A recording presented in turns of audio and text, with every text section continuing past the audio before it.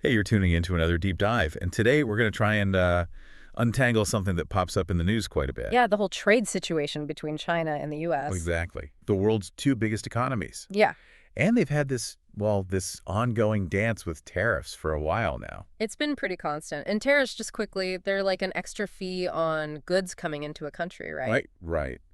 And that can make things, well, complicated. It certainly can. And this week brought another twist. Oh, what's that? President Trump announced he's hitting pause on hiking up tariffs for most countries. Okay, so that sounds like maybe things are cooling down a bit. Globally? On the surface, maybe, but there's a catch, and it's specifically about China. Ah, okay, so not everyone gets the pause. Nope. The tariffs on Chinese goods are actually going up. Up.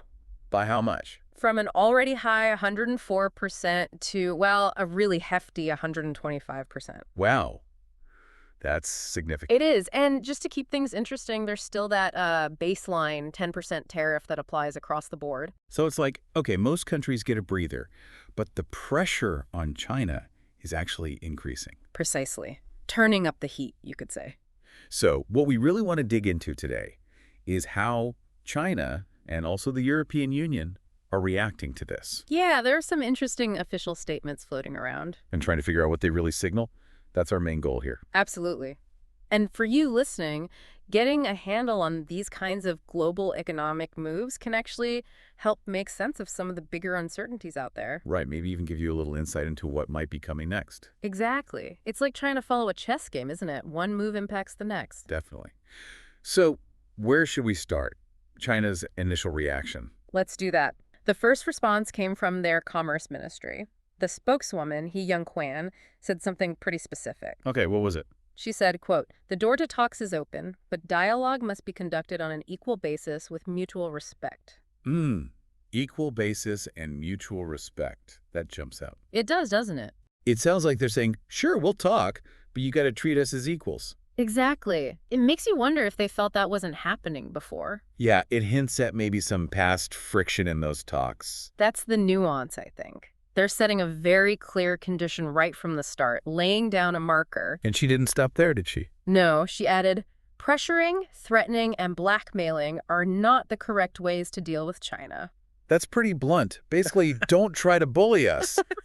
It reinforces that call for respectful dialogue, doesn't it? Pushing back against any, strong-arm tactics. Like saying, we're showing up in good faith, you should too. Right.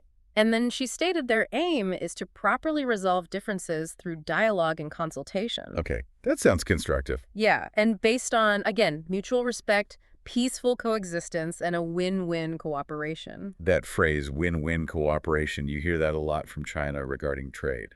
We do. What do you think that signals? Well, it sounds like they want a deal where both sides benefit, not just one winner and one loser. The opposite of a zero-sum game, right? Precisely. Seeking outcomes that are, or at least are framed as, mutually beneficial. So they're saying they're not just looking out for themselves.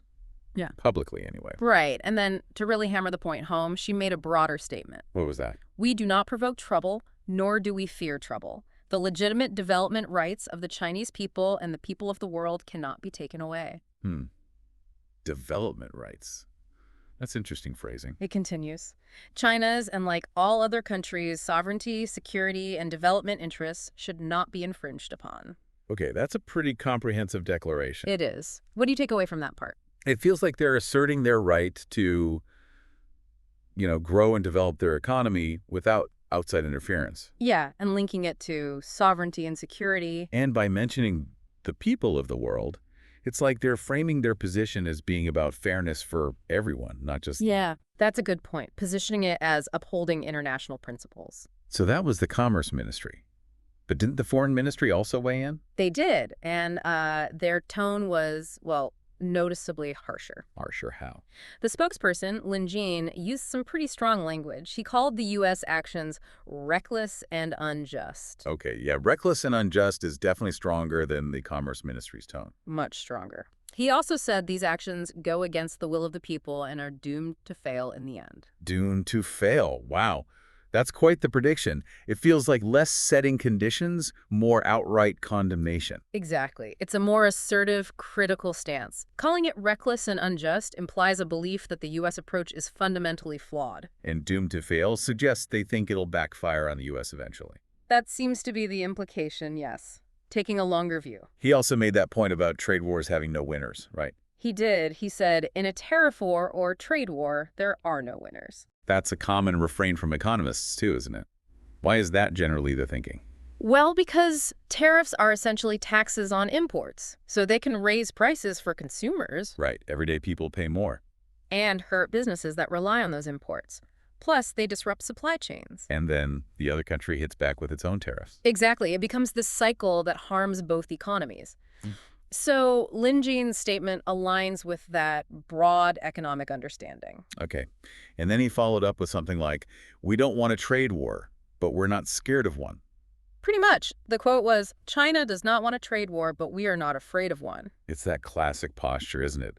Willing to avoid conflict, but ready to stand firm. A clear signal of resolve. We don't want this, but don't push us. And he backed that up even more strongly, didn't he? He did. He said, we will never stand by and watch the legitimate rights and interests of the Chinese people be undermined. Okay. Nor will we allow international trade rules and the multilateral trading system to be trampled upon. The multilateral system, that's like the WTO and its established rules. Exactly. Things like the World Trade Organization. He's saying they see these tariffs as undermining that whole system. And the final line was pretty stark. Very. If the United States insists on waging a tariff war or trade war, China will fight to the end. Fight to the end. That leaves very little room for interpretation. Extremely firm language. Okay, so that's China's side. Two different ministries. Similar message of firmness, but maybe a slightly different tone. Yeah, commerce focusing more on the conditions for dialogue, foreign ministry with the stronger warnings. Now let's pivot. What was President Trump's take on all this? Because his perspective sounded different. Quite different, yes. He said, quote, China wants to make a deal. They just don't know how quite to go about it. Huh, that's optimistic. Compared to what China was saying. It's a stark contrast, isn't it? Totally. Trump's sounds like he thinks China's eager for a deal, maybe just needs a push. Or is maybe fumbling the process, as he put it. While China's official statements sound much more resistant, principled, and frankly, angry about the pressure. It really feels like they're operating from completely different assumptions about the situation. Or reading different scripts, like you said. Could that difference be strategic? A negotiating tactic? It's possible, isn't it? Maybe Trump's projecting confidence to apply pressure? While China's projecting strength to deter more pressure. Could be. It's hard to know the underlying strategies for sure. There's a definite gap in how they're publicly framing the other side's intentions. Okay, so let's bring in the third player we mentioned, the European Union. How did they react? Well, they responded to Trump's pause for other countries by doing something similar. What was that? They announced their own 90-day pause on retaliatory tariffs they had planned against the U.S. Ah, okay. So a matching pause. What was their reasoning? European Commission President Ursula von der Leyen put it simply. We want to give negotiations a chance. So it's an attempt to de-escalate and create space for talks. Seems like it. Mirroring the temporary pause they got from the U.S. But she also stressed it was temporary. Right. Yes, she made that clear. She mentioned that the countermeasures had strong support from EU members. So they were ready to go. But they put them on hold for 90 days while finalizing them. So they're basically saying, okay, we'll pause too, but the clock is ticking and we're ready if talks fail. Exactly. They're not giving up their leverage. It's a strategic pause to encourage dialogue. And didn't she previously talk about needing stability?